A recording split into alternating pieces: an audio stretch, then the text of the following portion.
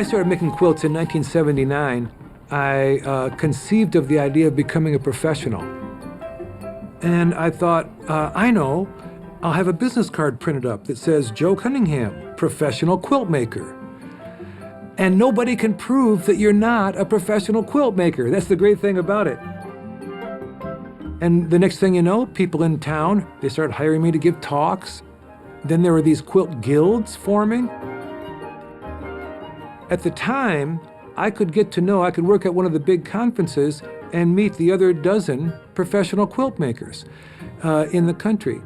Now it's a $4.5 billion annual industry, and there's thousands of professional quilt makers in many different capacities. It's a huge industry.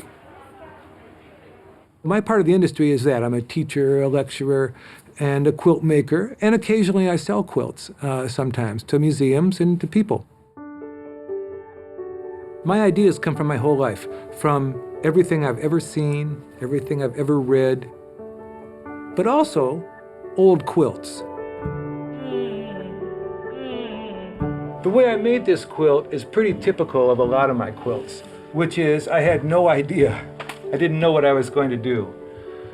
So I took my rotary cutter and a piece of this shirting, and then I started cutting some other stuff up and adding it to that, and wondering what would happen if I did that again.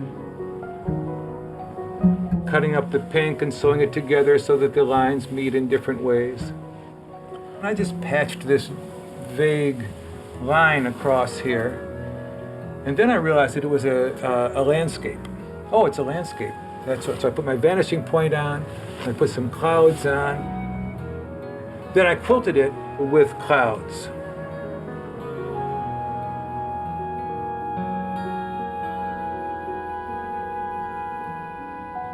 Hand quilting was the first part of the process that I learned how to do, and it's still my favorite. When I sit in my studio and I quilt something by hand, I often will not even have music on. I'll sit and enjoy the silence for 4 or 5 or 6 hours a day. It makes me feel wealthy. It makes me feel like the luckiest guy in the world. My very favorite time to hand quilt is when I go and visit my friends in Gee's Bend, because they quilt in the old-time way, in big frames. They sit around together.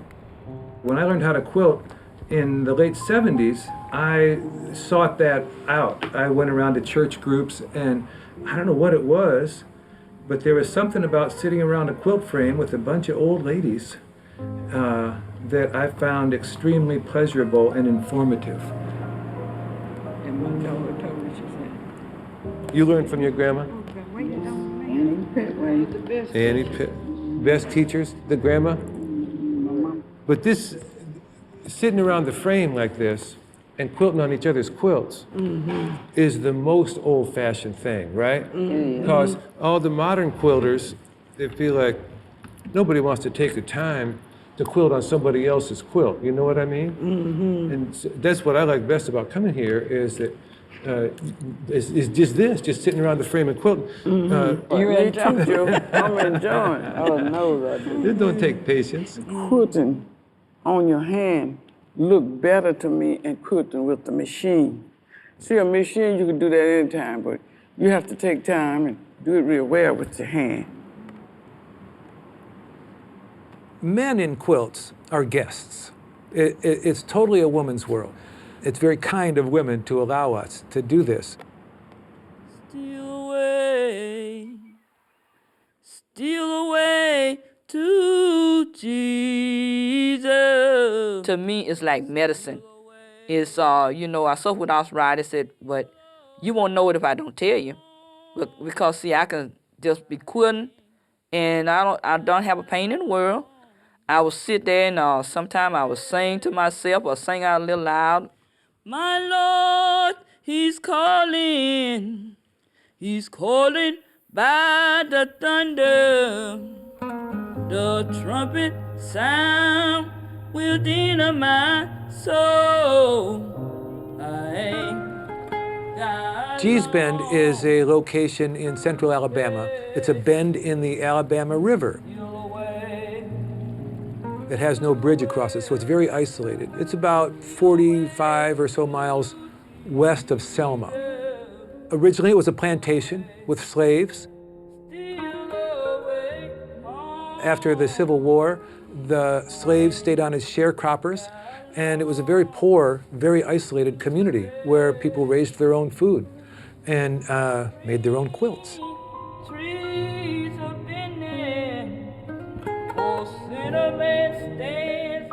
This was your learning quilt. Right. This is the first little thin jacket I made. And what do you call the pattern? Robin Peter the Paper. And it had a field cotton and everything.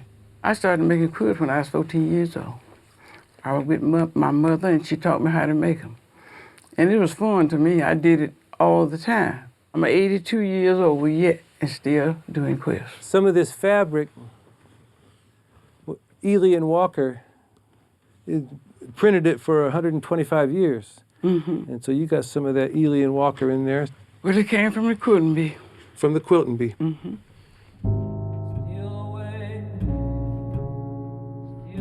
In the 1960s, people associated with Sears and Roebuck and Bloomingdale's from New York thought it would be a great thing to have these quilt makers make quilts for the New York market. And they then created the Freedom Quilting Bee. We were just making quilts to keep our family warm. And when the Freedom Quilting Bee came about, they began to make quilts to sell.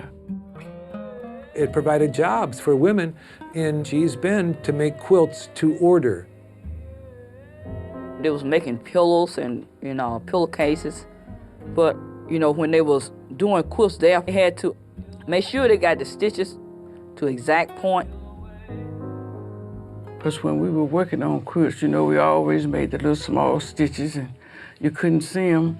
But people want to see the stitches in the quilt now.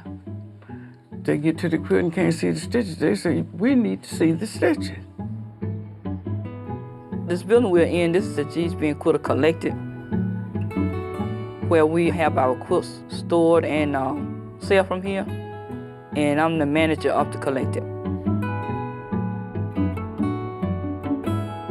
My job here is to sell the work here.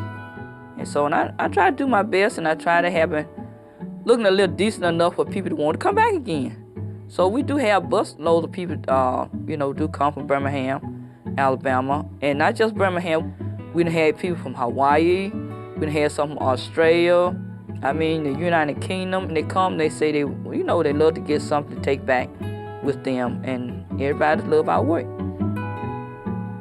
I was told that it started back in 2002, and this is how I was told it got started. Bill Arnett saw this quilt in a book. Somebody had taken this photograph of Annie Mae Young, her great-granddaughter, standing by a wood pile with a quilt spread over it. And when he saw that quilt, he said, I need to find a lady that made this quilt. The Arnetts went to Gee's Bend and found these incredibly art-like objects that looked like modern art, and they realized that they could collect them, which they did, and had a show of them in Houston, and the rest is history. And I was unable to get to Houston to see that show, but the next year they were in the Corcoran Gallery in Washington, D.C. And my wife and I went to the Corcoran for the weekend. A bunch of the women from Gee's Bend were there, and they did a gospel brunch. It was one of the most beautiful things that I'd ever heard. I loved the show. This was my kind of thing. A lot of improvisation, freedom from rigidity. Was what I loved most about them. Maybe most quilts are made of blocks, and you would assemble the quilt by putting the blocks together in a grid. Many of the Gee's Bend quilts are one large design. In that way, our quilts are very similar. I'm usually making one large design. This is a quilt that I made after I found this piece of fabric from a textile training center in Ghana. I thought that it looked like a drop cloth from the wax factory. It's just fantastic. There's no design. It's just like random, which is something that I like. I tried to figure out how I was going to create a shape with these indigos, with piecing them, or how I was going to do that. And then I suddenly realized, oh, you know what I'm going to do? I'm going to patch them on there, just like you would patch your blue jeans or something. So I just folded the edge under and sewed those down in the most non-quilty way. There's nothing technical or interesting about doing that, but it allowed me the freedom to keep the rectangles and to make a shape. And so therefore I called it patchwork quilt.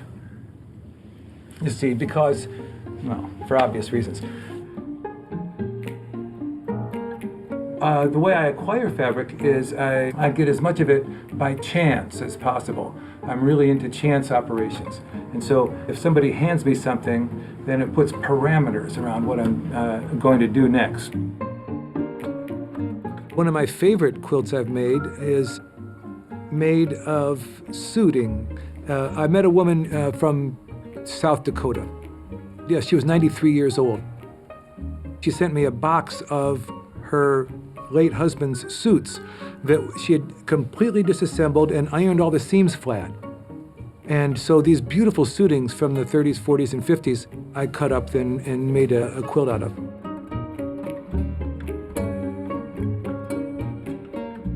I use old jeans, khakis, all those stuff like that. I put it in my quilts. I don't throw it away. When the men go to the field and work with the pants and things on, they're gonna wear it in the front. But the back is always good enough for you to take the back and make a quilt out.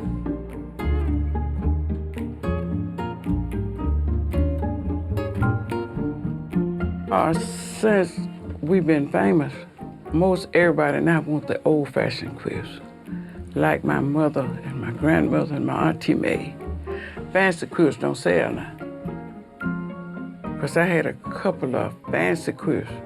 When no one looked at those, they was too fancy. Because it doesn't look like a G's Bend quilt. So I believe that it's sort of narrowed the idea of what the women can do. And people have gotten the idea, these women, they make these kind of quilts because they have limited abilities. It's totally not true. Now, these women have great abilities.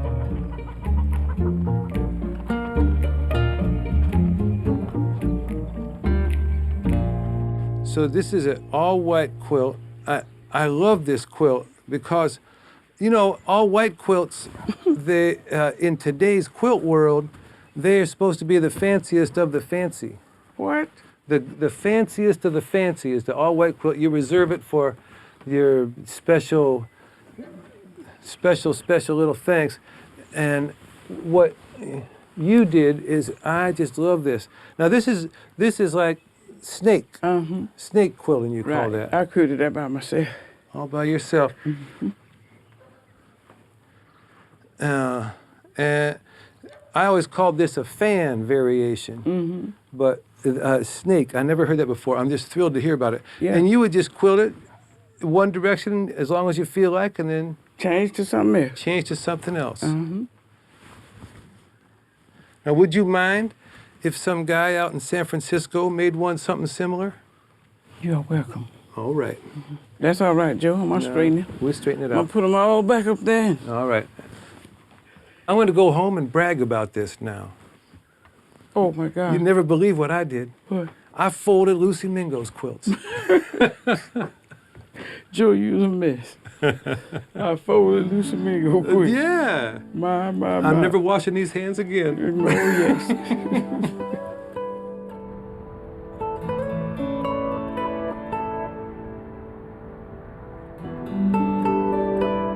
Well, like I say, I'm trying to be free by making quilts. And it seemed to me that they had very free ways of working. And oh boy, it's been very inspirational to me. Yeah.